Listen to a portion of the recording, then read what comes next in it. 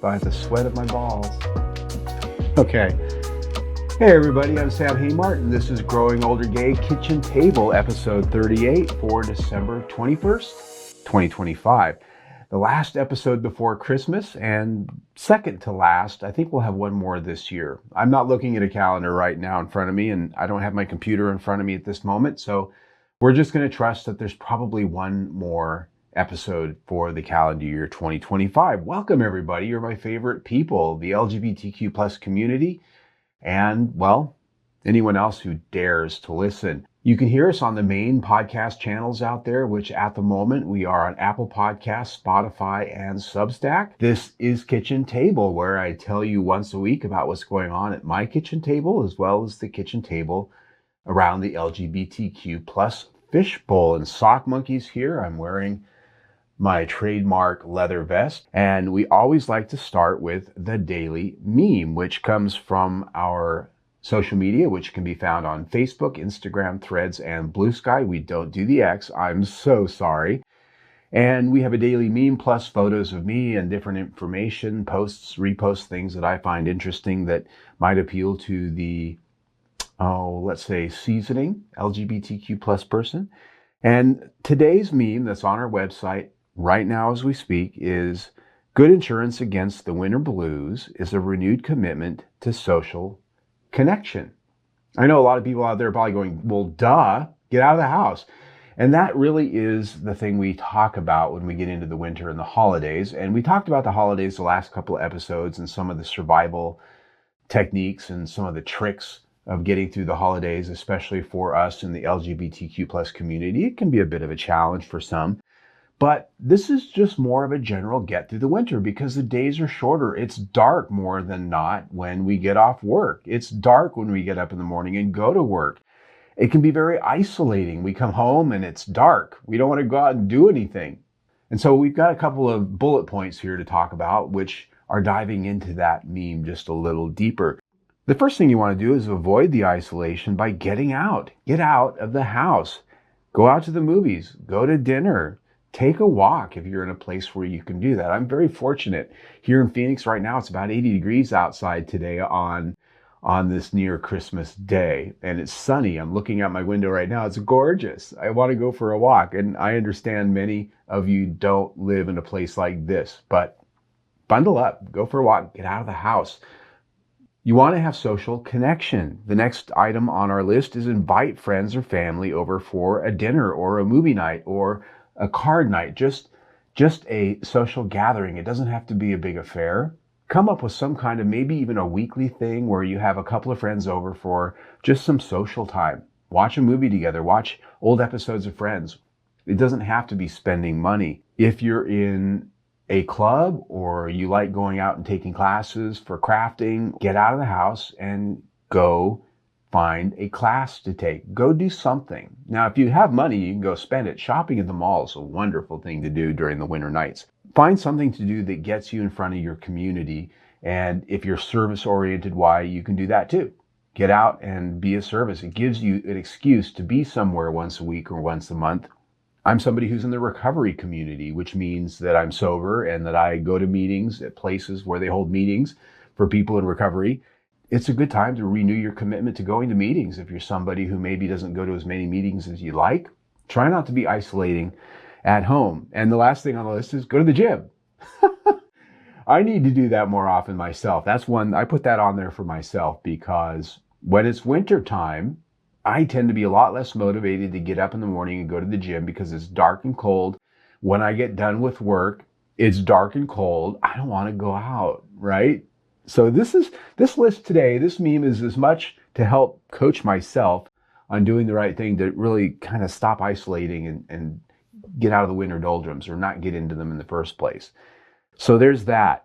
And if you are someone who likes podcasts or listening to streaming radio stations, I have to tell you, I just sat with Billy Foster, who runs GayPHX.com this week for a full-length interview to talk about growing older gay and all the things that we do here and to open up about myself in some very vulnerable ways. I've talked about a couple of things because he's a very good interviewer. He's a person who runs this radio station.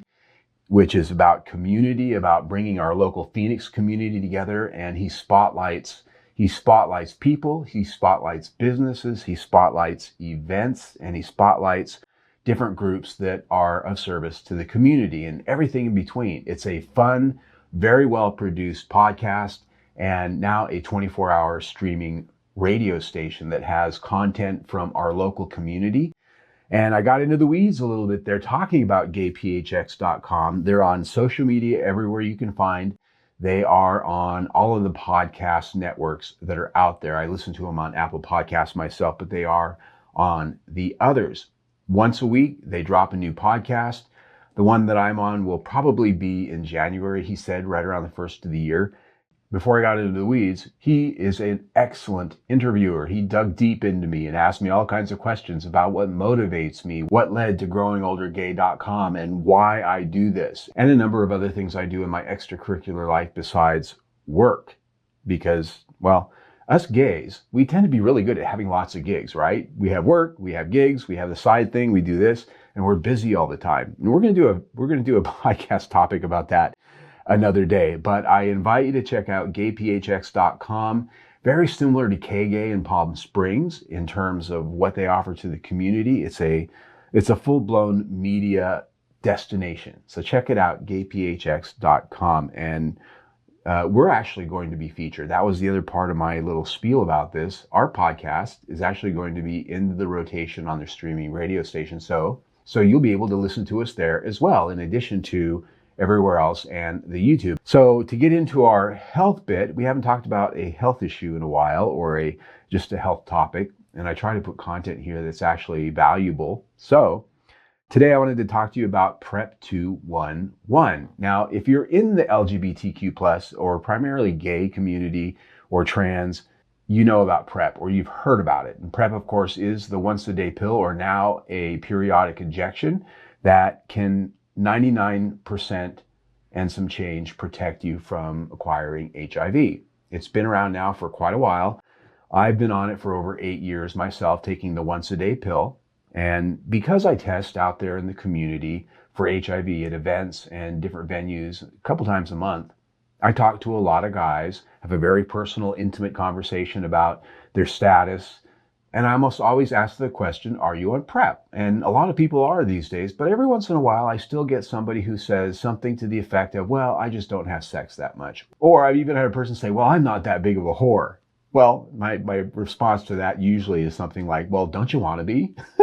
But the point I'm getting to is there are still a lot of people out there that find that the once-a-day pill is either too expensive, maybe they don't have insurance, maybe they just don't want to have to take a pill every day, or the injection's just too much. So they have come up with this new regime called PrEP 211, the on-demand option, also known as the disco dose. That is kind of the slang name for it out there. And basically, it's on-demand PrEP. If you're having sex once a week or less, then PrEP 211 might be easier to use and less expensive if you're paying out of pocket than daily PrEP.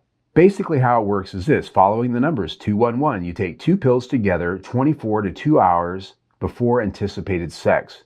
Then you take another tablet 24 hours after the first 2, and then one more tablet 24 hours after that. So you take 2 before you're going to have sex, 24 to 2 hours, 2 to 24 hours before, and then you take one the next day, and then the day after that. Now, what if you have sex more than once? If you go out on a wild weekend, if you're continuing to have sex day after day because maybe you're just having a really busy time, or you just met somebody and you're having a lot of fun with them, you just keep taking that extra tablet every day, and then you can stop. So to give you a little bit of a storyline about how this can work, I actually pulled these slides. If you're watching on YouTube, you'll be able to see them on your screen, but I'm going to walk through them with my voice. So this is kind of a scenario that describes how PrEP 211 works. And this is from the San Francisco AIDS Foundation. It's from their website. You can find this very same slideshow on their website. And it's kind of cute because it's got a cartoon of a guy that kind of looks like me, and it uses my name in it, which is fine. I'll take it. I'm not embarrassed. So this is what it says. It's Saturday, and Sam is pretty sure he's going to hook up with someone at a party later that night. To start PrEP 211, Sam then takes 2 pills between 2 and 24 hours before having sex. The party starts at 10 p.m., so Sam takes the first 2 pills at 8 p.m., 2 hours before any action might happen. At the party, Sam has sex with Stevie at 11 p.m. and Tony at 2 a.m. He has sex again on Sunday with Tony at 7 p.m. Now, because Sam knows that he needs to continue taking 1 pill every 24 hours for as long as he plans to have sexual encounters, he takes his next single pill on Sunday at 8 p.m., 24 hours after his first dose on Saturday. Come Monday, now that I've stopped having sexual encounters according to their little story here, for at least 24 hours, I only need to take 1 more pill. I take another pill on Monday at 8 p.m., 24 hours after the first dose on Sunday, and that's it. Now, if I had sex again on Monday, I would take another pill again the following day. That's how it works. And so it's a nice option for people that don't have insurance and want to pay out of pocket. And it's not nearly as expensive as it used to be because, well, you can get it for like $30 to $50 a month now in generic. If you have a good RX card or one of these other discount programs, there are ways that you can get a supply of it without having to break the bank. It's important to note that the medication we're talking about here is Truvada, not Descovy. This is only effective and fully tested on Truvada. If this is something that sounds good to you, I highly recommend that you talk to your doctor about it. I'm not a doctor. I work in a healthcare profession, but I'm not a doctor. I'm not giving medical advice. This is something you want to talk to your doctor about. And I want to thank the San Francisco AIDS Foundation for all of this information. You can find it on their website, www.sfaf.org. San Francisco AIDS Foundation. They are, well, now that the CDC is not around really participating in life, this is a nice place to get some good information about not only PrEP, DoxyPEP, but HIV treatment and other forms of prevention. Yeah.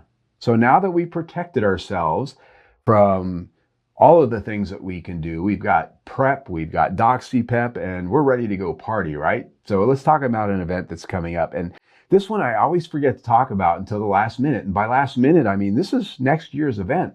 But it is only a month away as I sit here. Puerto Vallarta BeefDip Bear Week 2026. It's coming up fast. It's literally a month away. January 25th through February 1st. You can get the entire bit of information on this at their website, beefdip.com. If you've never heard of it or you've never been there, this is down in PV, right out there. The weather's beautiful. This is one of the most attended and longest running leather and bear events in the world. Yeah, it's in Puerto Vallarta every year. Between the last weekend of January and the first weekend of February, it is a full week of parties, parties, parties, pool parties during the day, dance parties at night, and a lot of excursions around the area to keep you busy. There's so many options. There's dinners, there's dances, there are ATV rides, there is a cruise that you can go on, and there's sex parties too. Yeah, so lots of bears, and we're talking thousands and thousands. If you've ever seen this or been there, I've only seen it. I've not been there. I have friends that go every year, and it's on the list of something to do someday when I get rich, which I'm not. But this is a beautiful event. You can buy a dog tag, which is their pass. It gets you into most of the big parties, and there are a couple levels that you can do for that. There are a number of hotels, but we're a month away, so getting there at this point, for most people, it's going to be a spur-of-the-moment plane ticket, a spur-of-the-moment hotel. Again, I feel kind of bad because I didn't talk about this back in November or maybe even October because this is a big trip for some people. But luckily, it's relatively affordable to go down there and do this. This is one of the biggest bear events of the year. It's a great way to get away from the winter doldrums here in the United States. So that is our show today. Still working up to getting up to full speed here in our new studio. I had to take a drink of my coffee from our little Sock Monkey cup here. If you're watching us on YouTube, you recognize Sock Monkey. But as we go along, we have some guests that are going to be showing up in January to actually have a conversation with and sit across the table and have some kitchen table talk with some others that have some interesting stories to tell. And I intend to have Billy Foster from GayPHX.com come on, and I'm going to drill him like he drilled me for his show. We're going to drill each other. How about that? So please check us out on social media. You can see us on all of the major Ford food groups, Instagram, Facebook, Threads, and Blue Sky. Not X. X is bad. You can also see us on YouTube, which is where we started about a year ago. And now we're podcast format audio only wherever you find your podcasts out there on the Spotify, Apple Podcasts, and Substack. We're going to be proliferating to others soon, but that's where we're at right now. And the last thing I would tell you is if you're watching us on YouTube, you can see our latest video right there to my left, and you can also press the button to my left and subscribe to our YouTube channel. Brand new channel, we need subscribers to get going. Yeah, so enjoy the rest of your week. Have a beautiful holiday, and we'll talk to you soon.